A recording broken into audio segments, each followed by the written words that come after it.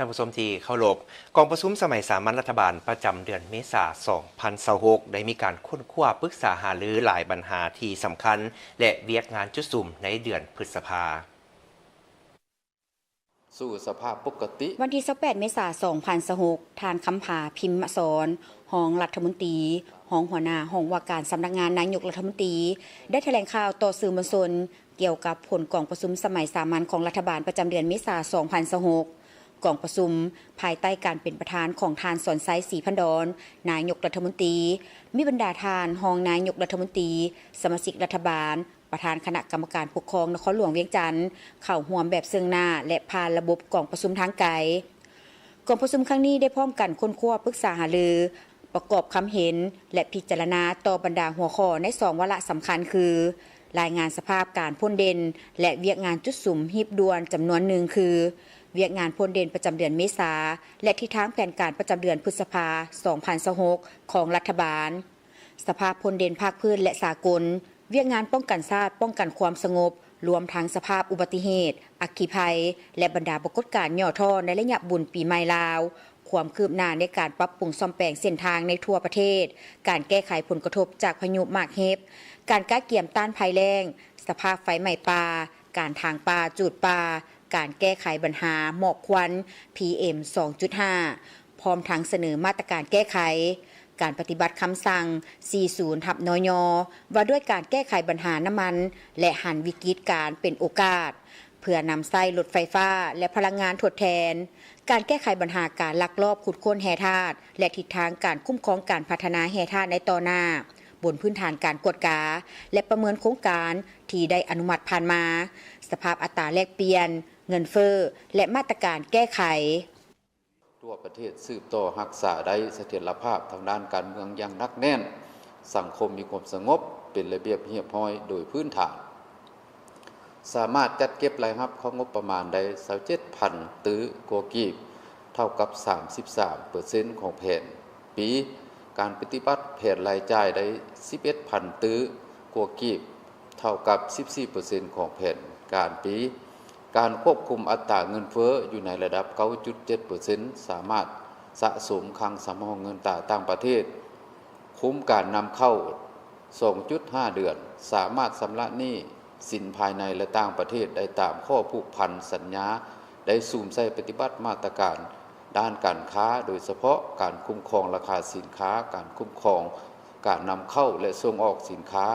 ได้เอาใจใส่ติดตามกวดกะราคาสินค้าในท้องตลาดโดยเฉพาะสินค้าหับใช้ชีวิตการเป็นอยู่ประจำวันในระยะบุญปีใหม่ลาวซึ่งโดยรวมแม่นบ่มีสภาพกักตุนและสวยโอกาสขึ้นราคาได้สุมใส่แก้ไขปัญหาน้ำมันเชื้อไฟเฮ็ดให้การสนองกับสู่สภาพปกติมีความสงบและเพียงพอต่อความต้องการสวมใส่ของสังคมสามารถแก้ไขได้สภาพการต่อคิว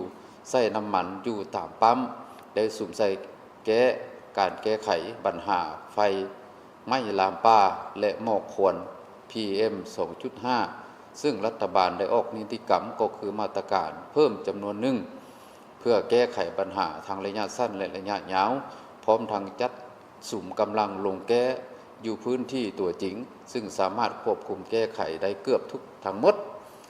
ได้สืบต่อปรับปรุงและก่อสร้างโครงร่างพื้นฐานในขอบเขตทั่วประเทศโดยเฉพาะบรรดากิจกรรมและโครงการที่เป็นบุริมสิทธิ์เพื่อเชื่อมโยงภายในภาคพื้นและสากลเอื้ออำนวยให้แก่การผลิตการบริการ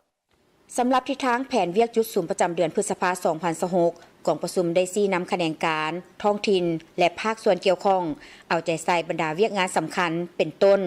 สืบต่อจัดตั้งปฏิบัติเวียกงานป้องกันชาติป้องกันความสงบทั่วปวงส่วนรอบด้านสุ่มใส่การเกี่ยมปัญหาเนื้อใน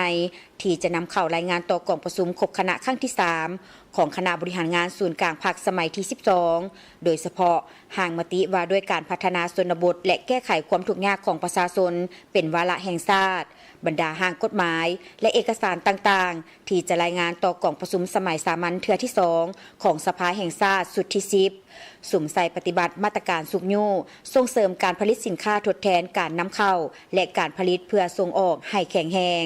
สืบต่อเอาใจใส่ประสานสมทบกับแขนงการเกี่ยวข้องและองค์การปกครองท้องถิ่นปกปักรักษาสิ่งแวดล้อมและเล็งค้นคว้าออกใบตะดินให้บรรลุตามแผนการที่วางไว้เอาใจใส่พิเศษการติดตามเฝ้าระวังและแก้ไขอย่างเข้มงวดการจูดปลาทำการผลิตของประชาชนที่อาจเกิดให้มีไฟล้ามปลาการเกี่ยมการปลูกต้นไม้ให้เป็นขบวนการอย่างกว้างขวางคณะกรรมการชี้นำระดับชาติส่งเสริมการนำไส้รถไฟฟ้าหิมฮอนคนครัวและวางแผนแม่บทระดับชาติเพื่อบรรลุการนำไส้รถไฟฟ้าให้ได้30ส่วนห้อยในปี2030และก้าวไปสู่การหันเปลี่ยนอย่างสมบูรณ์ในอนาคตให้ทุกภาคส่วนที่เกี่ยวข้องสืบต่อจัดตั้งปฏิบัติคำสั่งฉบับ 06/นย.ลงวันที่ 7 มีนาคม 2025ว่าด้วยการติดตามกวดกาการแก้ไขปัญหาแห่คำตกคอนหินและทรายตามบรรดาทรายน้ำห้องห้วยและการคุ้มครองการขุดค้นแห่ธาตุต่างๆในขอบเขตทั่วประเทศสืบต่อลงติดตามกวดกาและคุ้มครองบรรดาบริษัทท่องเที่ยวการบริการขนส่งนักท่องเที่ยวโรงแรมเฮือนพักและห้านอาหารและสถานที่บันเทิงพนักงานนำเที่ยวที่เคลื่อนไหวเปิดบริการบ่ถูกต้องตามระเบียบกฎหมายกระทรวงโยธาธิการและขนส่งสืบต่อปรับปรุงและก่อสร้างพื้นฐานโครงสร้างในขอบเขตทั่วประเทศโดยเฉพาะบรรดากิจกรรมและโครงการบุริมสิทธิ์เพื่อเสื่อมโยงเสื่อมจอดภายในและภาคพื้นเอื้ออำนวยให้แก่การผลิตการค้าการท่องเที่ยวและการลงทุนให้มีความคืบหน้าและสำเร็จตามแผนกำหนดสำหรับนครหลวงเวียงจันทร์และบรรดาแขวงให้พร้อมกันตะลุมบอนแก้ไขปัญหาท่อระบายน้ำบ่ให้อุดตันเพื่อป้องกันบ่ให้เกิดมีน้ำอังน้ำท่วมในเวลามีฝนตกหนักสุ่มใส่การเก็บรายรับงบประมาณจากแหล่งรายรับที่มีแล้วให้ครบถ้วน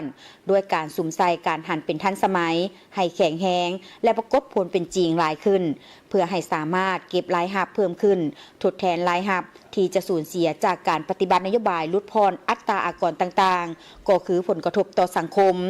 สืบต่อปฏิบัตินโยบายอัตราแลกเปลี่ยนตามกลไกตลาดที่มีการคุ้มครองของรัฐสุ่มใส่จัดตั้งผันขยายผลกองประชุมสุดยอดต่างๆผลการเคลื่อนไหวเวียกงานต่างประเทศของการนำภาครัฐ